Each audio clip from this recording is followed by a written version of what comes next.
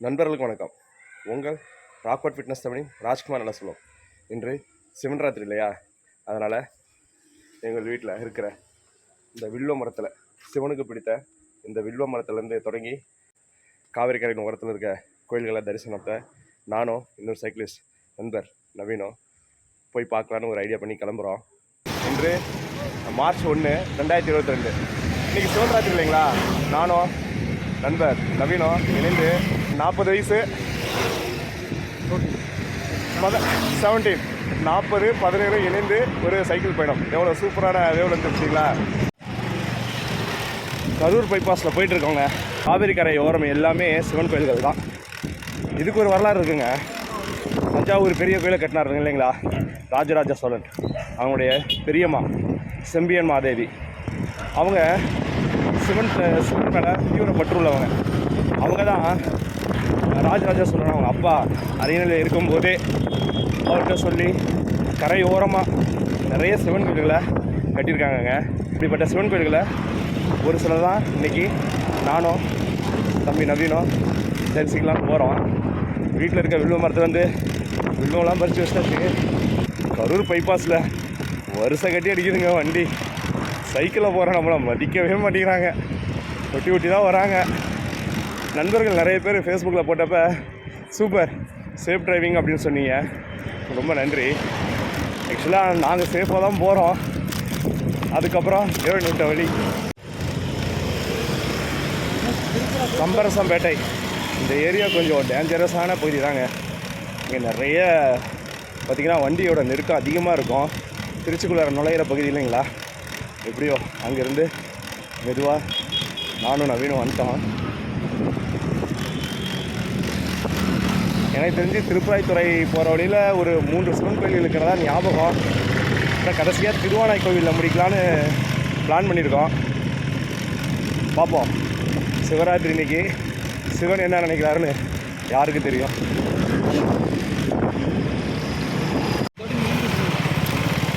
நவீன் கேட்குறாரு, ஆனால் 10 மணிக்கு நேரம் முடிச்சிருவோமா அப்படின்னு சொல்லிட்டு. கண்டிப்பாப்பா நாளைக்கு ஸ்கூல் போயாகணும்ல அப்படின்றேன். அதுக்கு நவீனம், ஆனால் நானும் தானே ஸ்கூல் போனோம் அப்படின்றாரு. ஆக்சுவலாக ஸ்கூலில் போய் பாடத்துக்கு ஒரு வாத்தியாரும் ஸ்கூலில் போய் படிக்கிற ஒரு மாணவனும் இணைந்து சைக்கிளிங். முதலாவதாக சிவன் கோயிலாக கம்பரசம்பேட்டையை தாண்டி முருங்கப்பேட்டைங்கிற இடத்துல இருக்கிற சிவன் கோயிலுக்கு தான் போயிட்டுருக்கோம். வாங்க சிவனை தரிசனம் பண்ணுவோம். பாதை வளைஞ்சு வளைஞ்சு போகுதுங்க. நான் இந்த சைடு நிறைய டைம் வந்திருக்கேன், ஆனால் இங்கே ஒரு சிவன் கோயில் இருக்கிறதா எனக்கு தெரியவே இல்லை. உள்ளார இருக்குது. காவிரி கரை ஓரம்னு சொன்னோம் இல்லைங்களா, அப்படிப்பட்ட ஒரு கரையோரமாக இருக்கிற கோயில் தான் காசி விஸ்வநாதர் இருக்கும். போயிட்டே இருக்குங்க அனுமான் வால் மாதிரி.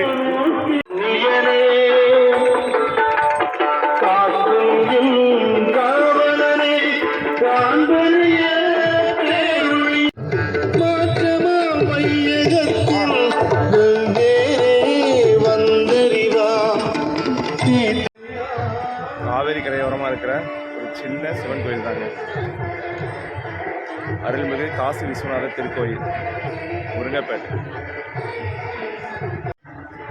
காவேரிங்க, தண்ணி இல்லை.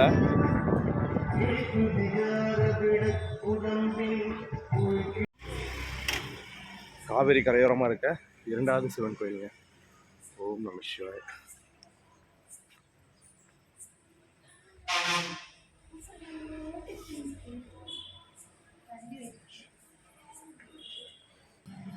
இவ்வளோ பெரிய தேர் பாருங்க. இதுக்குள்ளார தாங்க தேர் நிற்கிது.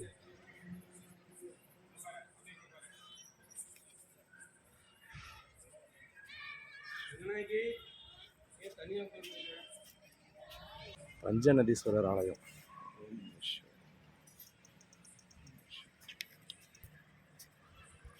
அருள்மிகு ஸ்ரீ தர்ம சம்வர்தினி சமேத பஞ்சநதீஸ்வரர் ஆலயம். உள்ளார வீடியோ எடுக்கக்கூடாது இல்லைங்களா, உங்களுக்காக இந்த கோயிலின் விழுப்புற தோற்றம். இந்த சமயத்தில் ஆட்டோமேட்டிக்காக செம்பியன் மாதேவியும் எனக்கு ஞாபகம் வராங்கங்க. அவங்க இல்லைன்னா இவ்வளோ கோயில்கள் எப்படிங்க காவிரி கரையோரமாக.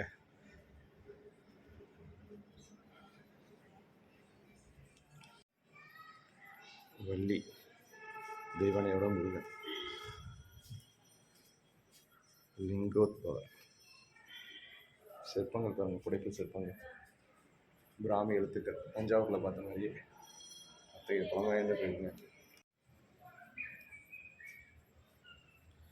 இரண்டாவது கோயில் சிவன் ராத்திரியில் சிவன் அருள் புரியும் நண்பர் அனைவருக்கும் கிடைக்கட்டும்.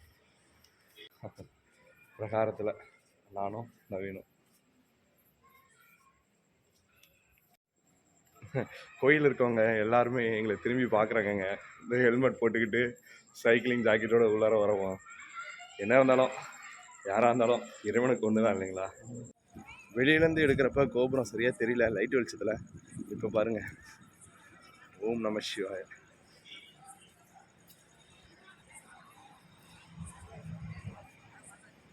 ஓம் நம சிவாய. 2 சிவன் கோயில்களை தரிசனம் பண்ணிவிட்டு 3வது கோயிலை நோக்கி கிளம்பிட்டோம்.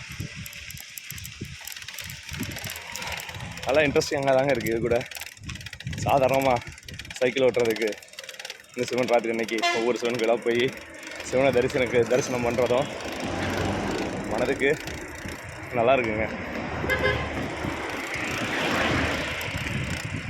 ஆக்சுவலாக நம்ம இந்த கெட்டப்போட போகிறப்ப வெளியே இருக்க பசங்கள்லாம் கூட கேட்குறாங்க, ஆனால் எங்கேருந்து வரீங்க, 2 பேரும் எவ்வளோ தூரம் வரைக்கும் போகிறீங்க அப்படின்னு சொல்லிட்டு கேட்குறாங்க. ஒரு பையன் நாங்களும் சைக்கிள் ஓட்டலாமா அப்படிங்கிற மாதிரிலாம் பேசுகிறான். நல்ல விஷயந்தான் இல்லைங்களா. சிவனை தரிசனம் பண்ணுறதோட மற்றவங்களும் இதுமாதிரி சைக்கிள் வாங்கி ஓட்ட ஆரம்பித்தா அதோட சந்தோஷம் வேறு என்னங்க இருக்குது. பைக்கில் போன ஒருத்தர் பாதி வழியிலே நிப்பாட்டி எங்கள்கிட்ட, சின்ன வயசில் சைக்கிள் ஓட்டது பிரதர், எனக்கும் ஓட்டணும் போல் ஆசையாக இருக்கவங்கள பார்க்குறேன் சார் அப்படிங்கிறாரு. இது மாதிரி வார்த்தைகள் தாங்க அடுத்த ஸ்டேஜை தூக்கி நம்ம நகர்த்துது. திருச்செந்துறை அப்படிங்கிற ஊரில் இருக்க சிவன் கோயிலுங்க. ஓம் நம சிவாய. சிவசிவ என்கிறார் தீவினையாளர், சிவசிவ என்றிட தீவினை மாலும், சிவசிவ என்றிட தேவரும் ஆவர், சிவசிவ எண்ணர் சிவகதி தானே. ஓம் நம சிவாய. வாங்க கோயிலுக்குள்ளார போகலாம்.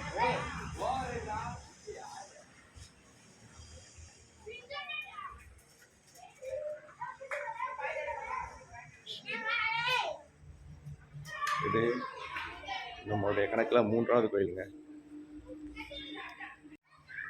ஓம் நம சிவாய. ஓம் நம சிவாய. ஓம் நம சிவாய. இந்த கோயிலில் கரெக்டாக தீபாராதனை காட்டினாங்கங்க. மனசு ரொம்ப சந்தோஷமாயிடுச்சு. நந்தீஸ்வரர். ஓம் நம சிவாய. ஓம் நம சிவாய. கோபுரம் முன்னாடி எல்லாம் வெளிச்சம் இருக்கிறதுனால கரெக்டாக எடுக்க முடியல. இங்கே அருமையாக இருக்குங்க. 3வது கோயிலில் தரிசனம் முடிச்சுட்டு 4வது கோயிலை நோக்கி சொல்லு நவீன, ஏதாவது சொல்ல. சிவன் அருளை தேடி திருச்செந்துறை சிவன் கோயிலுக்கு உள்ளார் நுழையிற இந்த வழியிலேயே இந்த பசங்க எல்லாருமே ஏன் எல்லாம் போஸ் கொடுக்குறீங்க, பேர் கபடி ப்ராக்டிஸ் பண்ணிட்டு விளாண்டுட்டு இருந்தாங்க. இந்த நைட்லேயுங்க அருமையாக விளாண்டாங்க. எல்லாம் ஹாய் சொல்லுங்க. ஓம் நம சிவாய சொல்லுங்க எல்லாம். சூப்பர். பசங்க நல்லா ப்ராக்டிஸ் பண்ணாங்க. பிற்காலத்தில் சிறந்த கபடி பிளேயராக வர்றதுக்கு வாழ்த்துக்கள். எப்படியாவது ப்ரோ கபடியில் விளையாடுறீங்களா? வாழ்த்துக்கள். Super, thank you. வா நவீன், எங்கே அங்கே போய் வாங்கிட்டேன். நவீன் வந்து டெய்லி முக்கம் வரைக்கும் வரதை வந்து இந்த எந்த தம்பி பார்த்தேன், தம்பி பார்த்தேன்னு சொல்கிறாரு. நவீனுக்கு அது ஒரு ஆச்சரியம் தான். எப்படியோ நம்ம செய்கிற செயல்கள் யார் கண்ணிலையும் பட்டுட்டு தானங்க இருக்குது. நல்ல செயல்கள் நல்லவர்கள் கண்ணில் பட்டு அவங்களும் அதை நம்ம கடைப்பிடிச்சா ரொம்ப நன்றிங்க. சூப்பர். அடுத்த வீடியோ நோக்கி சொல்லுவோம். பாய். காவேரி கரையோரமாக உள்ள 4வது சிவன் கோவில். ஓம் நம சிவாய. ஓம் நம சிவாய. ஓம் நம சிவாய.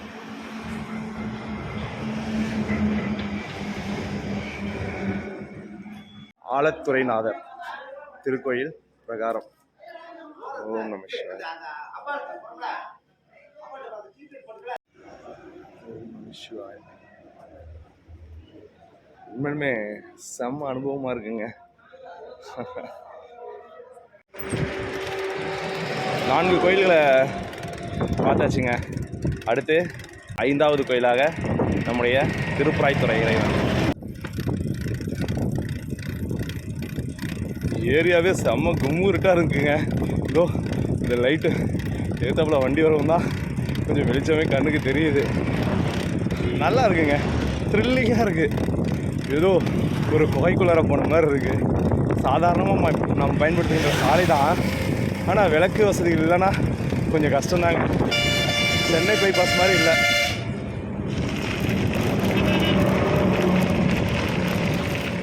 சென்னை பைபாஸ் மாதிரி வழி நெடுக்கும் லைட்டு வெளிச்சம் இல்லைங்க.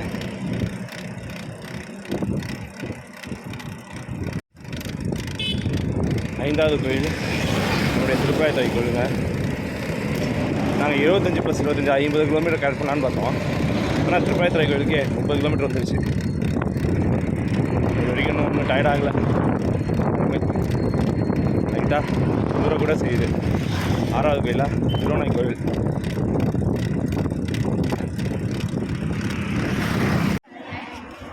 மகா சிவராத்திரியில் 5வது சிவன் கோயிலாக திருப்பராய்த்துறை சிவன் கோயில் ஆலயத்தில்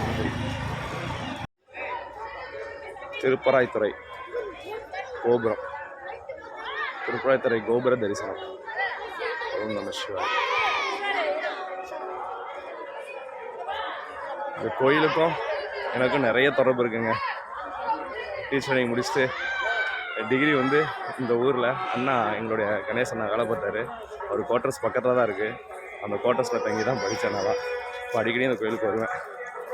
இப்போ தம்பி நவீனோட என்னாடுடைய சிவனையை போட்டு என்னாட்டவருக்கும்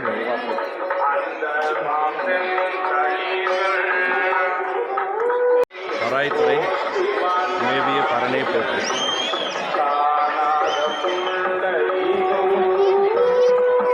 என்னாடுடைய சிவனையை போட்டு என்னாட்டவருக்கும்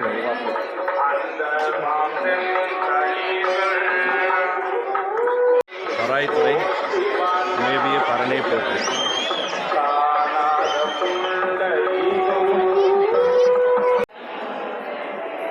திருப்பராய்த்துறை கோயில் பிரகாரம் கிட்டத்தட்ட திருவண்ணை கோயில் மாதிரியே இருக்குங்க. பாடல் பெற்ற திருத்தலம்.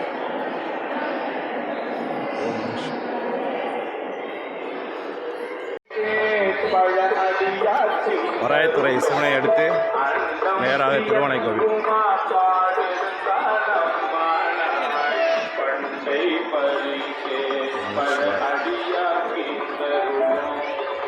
ஏதோ நண்பர்களுக்கு என்னால் முடிந்த சிறு பங்களிப்பு. 5 சிவன் ஆலயங்களை படமாக எடுத்தாச்சு. அடுத்து நேராக திருவண்ணை கோவில் போகலாம்.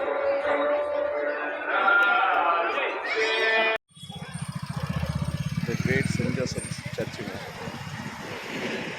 அப்படியே சொல்லணும்னா மலைக்கோட்டை. இப்போ தாய்மானவர் கோயிலுக்கு தாய்மானவர் கோயிலில் இப்போ சிவராத்திரி பற்றி நடந்துட்டு இருக்கோம். டயர்டாச்சுங்க. எங்கே நீங்கள் அங்கே போகிறது.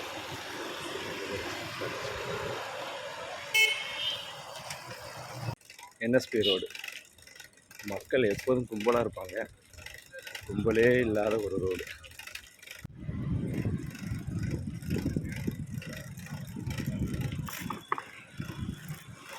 சார்வாஸ்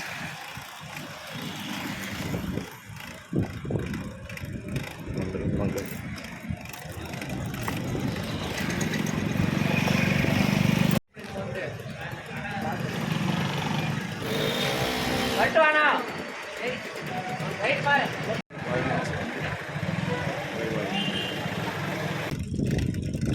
காவிரி கரையோரமாக இருக்கிற 5 சிவன் கோயில்கள் தரிசனம் செஞ்சு 5வது கோயிலாக திருப்பராய்த்துறை கோயிலில் இருந்தோமா. அங்கேருந்து கடைசியாக திருவண்ணை கோவில் போகலான்னு முடிவு பண்ணியிருந்தோம். நானும் நவீனும் திருப்பராய்த்துறை கிளம்புனோம். நவீன் செம்ம ஃபாஸ்ட்டு. 17 கூட 40 போட்டி போட முடியுமா? அதனால் தம்பி நீ உன்னுடைய ஸ்பீட்லேயே நீ வீட்டுக்கு கிளம்புடா அப்படின்னு சொல்லியாச்சு. ஆமாம், நாளைக்கு அவனுக்கு ஸ்கூலு, எனக்கு ஸ்கூலு தான். இருந்தாலும் அவன் காட்டூர்லேருந்து அதுக்கப்புறம் ஒரு 7 கிலோமீட்டர் கிளம்பணும். அதனால் அவனை நீ போடா தம்பி அப்படின்னு சொல்லி அனுப்பிச்சுட்டு நான் மட்டும் வந்தேன். இப்போ தான் இங்கே மலைக்கோட்டை ஏறலான்னு பார்த்தேன். ரெண்டு செம்ம டயர்டுங்க. மலைக்கோட்டையும் போக முடியல, திருவண்ணை கோவிலும் போக முடியல. 30 + 30 60 கிலோமீட்டர் ரீச் ஆகிடுச்சுங்க. இந்த கஷ்டம் தான் இல்லைங்களா ஒரே சிட்டியில் டக்கு டக்கு டக்குன்னு போயிட்டு வரதுங்கிறது. அவன் சின்ன பையன் சர்ன்னு போகிறான். வேகமாக போகிறவனை நம்ம தடுத்து நிறுத்தக்கூடாது இல்லைங்களா? அதனால் அவன் ஸ்பீடில் போக விட்டாச்சுங்க. நான் அப்படியே மலைக்கோட்டை வழியா மார்க்கெட்டுக்குள்ளே வந்துட்டேன். இங்கேருந்து நம்ம வீட்டுக்கு குறைஞ்சது ஒரு 20 கிலோமீட்டர் வரும். அப்படியே போவோம். ஒன்றும் இல்லை, இந்த பயண அனுபவத்தை பற்றி உங்கள்கிட்ட சொல்லணும்னு ஆசைப்பட்றேன். உண்மையிலுமே செம்ம த்ரில்லிங்காக இருந்துச்சுங்க. ஃபஸ்ட்டு ஆரம்பத்தில் போகிறப்ப போயிடுவோமா அப்படின்னு நினச்சேன். ஆனால் போக போக போக மனசு உற்சாகமாகிடுச்சு. அருமையாக இருந்தது. அப்போ ஒரு ஞாபகம் இருந்துச்சுங்க. நள்ளிரவு யாராவது புரியாது அப்படின்னு சொல்லிட்டு எஸ் ராமகிருஷ்ணன் ஒரு புக் எழுதியிருப்பார். நாமளும் சில டைமில் பரீட்சை காலங்களில் நள்ளிரவு வரைக்கும் படிச்சிருப்போம். அதுக்கப்புறம் சினிமாவுக்கு போயிட்டு வந்திருப்போம். இதை விட்டால் நள்ளிரவுக்கு நமக்கு என்னங்க தொடருது? ஆனால் நள்ளிரவோட மிகுந்த தொடர்புடையவர்கள் யாருன்னு கேட்டால் திருடர்கள் தானே. அவங்கள பற்றி தாங்க எஸ் ராமகிருஷ்ணன் எழுதியிருப்பார். அதில் ஒரு வாசகம் செம்மையாக இருக்கும். அடிக்கடி நமது ஃபேவரட் கதை சொல்லி பவா செல்லாதுரை அவர்கள் கூட சொல்லுவார். திருடனுங்க 2 திருடர்கள் திருட போவாங்க. கம்யூனிஸ்ட் கொள்கை எப்படி ஒருத்தனுக்கு உணவு இல்லாத போது ஒருத்தவன் நிறைய பொருட்களை சேர்த்து வைப்பது கூட குற்றம் தானே அப்படின்னு சொல்லுவாங்க இல்லையா? அந்த பாலிசியில் எப்போதுமே நமக்கு திருடர்கள் நம்மக்கிட்ட இல்லாத பொருட்களை மற்றவங்கள்ட்ட இருக்கும்போது அது எடுக்கிறதுல என்ன தப்பு அப்படின்னு லாஜிக்கலாம். அதெல்லாம் இல்லை விஷயம். மார்கழி மாதம் 2 திருடர்கள் ஓட்டை பிரித்து வீட்டுக்குள்ளார இறங்குறதுக்கு முயற்சி பண்ணுவாங்க. அப்போ சின்ன சத்தம் கூட மற்றவங்களை எழுப்பிடும் இல்லைங்களா? அதனால் ரொம்ப கவனமாக இருப்பாங்க. சு. வெங்கடேசன் காவல் கோட்டத்தில் சொல்லியிருப்பார், முன்னங்கால்கள் போலீஸுக்கு உரியது என்றார், குதிக்கால்கள் திருடர்களுக்கு உரியது அப்படின்னு எழுதியிருப்பார். ஒன்றும் இல்லைங்க, முன்னங்காலில் தான் நான் வேகமாக ஓட முடியும். சத்தமே வராமல் நடக்கணும்னா பின்னங்கால்களில் தான் வச்சு நடக்கணும். அது மாதிரி தான் திருடர்கள் மெதுவாக ஓட்டில் ஏறி உட்காந்துருவாங்க. சின்ன சத்தம் கூட வராது. திடீர்னு ஒரு சத்தம் கேட்கும், தப்புன்னு. ஒருத்தனுக்கு 2 பேத்துக்குமே ஐயோ எவன்டா என்ன பண்ணிட்டானோ அப்படின்னு சொல்லிட்டு திடுக்கிற ஒருத்தனை பார்த்துக்குவாங்க. ஒருத்தன் இன்னொருத்தனை பார்த்து நான் ஒன்றும் செய்யலை, அவன் இவனை பார்த்து நானும் ஒன்றும் செய்யலை அப்படின்னு செய்ய பேசிட்டு இருக்கப்ப இன்னொரு சத்தம் கேட்க டப்புன்னு. என்னன்னு திரும்பி பார்த்தா அந்த ஓட்டு மேலே படர்ந்து விரிந்திருந்த பூசணி பூ ஒன்று மொட்டு வெடித்து மலருங்க. இது இந்த அரிய தருணத்தை அவங்கள தவிர வேறு யாராவது தரிசிக்க முடியுங்களா? ஆனால் அந்த கதையில் பெரிய விஷயமாக சொல்லுவார். அதாவது பணம் வச்சுருக்கவன், பணம் இல்லாதவங்க, படித்தவன், புத்திசாலி, அறிவாளி, இவங்களுக்கு எல்லாம் வாய்க்காத ஒரு தருணம் நம்ம சாதாரண திருடன்னு சொல்கிறோம் இல்லையா, அவங்களுக்கு வாய்க்குது. பூசணி பூ பூக்கிற தருணத்தை பார்க்குறது எவ்வளோ பெரிய அபூர்வமான விஷயம் இல்லைங்களா? அப்படி இந்த நள்ளிரவில் பயணம் பண்ணுறப்ப ஏனோ திடீர்னு அது ஞாபகம் வந்துச்சுங்க. இரவுக்குன்னு ஒரு வாசனை இருக்குன்னு சொல்லிட்டு அவரே அந்த கதையிலே எழுதியிருப்பாரு. அது உண்மையுமே உள்ளார ஃபீல் பண்ணுறப்ப தாங்க, அதுவும் அந்த இருளுக்குள்ளார புகுந்து வெளியே வரப்ப ஏதேதோ ஞாபகங்களை அது கலரி விடுது. நல்ல ஞாபகங்களாக இருக்கும். அது வந்து நண்பர்களோட சுற்றியது, காதலிக்காக நினச்சி கண் விழிச்சிருந்தது, இப்படி ஏதேதோ ஒரு ஞாபகங்கள். எங்கே சிவன் கோயிலில் தரிசனத்தில் முடிச்சுட்டு வரும்போது மனசு எப்போதுமே ஒரு விசித்திரமான ஒன்று தான் இல்லைங்களா? ஒரு கவிதை கூட இருக்குமே, கோயில் பிராகாரத்தை சுற்றி வரும்போது மனது வெளியில் விட்டு வந்துள்ள செருப்பையே சுற்றி நிற்கிறது. அப்புறம் எப்படி இறைவனிடம் ஆசை வேண்டி பெறுவது அப்படின்னு. அப்படி சிவன் ராத்திரி சிவனை நினச்சிக்கிட்டே போகலாம் அப்படின்னு பார்த்தா, ஆனால் இரவு வீண் மீறி நல்ல விஷயங்களோ அப்படிலாம் நினைவுகளோட பயணம் செய்து பயணம் இனி முடிவடை போகுதுங்க. 30+30 60 கிலோமீட்டர் அச்சீவ் பண்ணது எனக்கு எப்பவுமே மிகப்பெரிய சந்தோஷங்க. அளப்பரிய தன்னம்பிக்கை அது எனக்கு இருக்குது. நன்றி, வணக்கம். மீண்டும் மற்றொரு பிரிவு.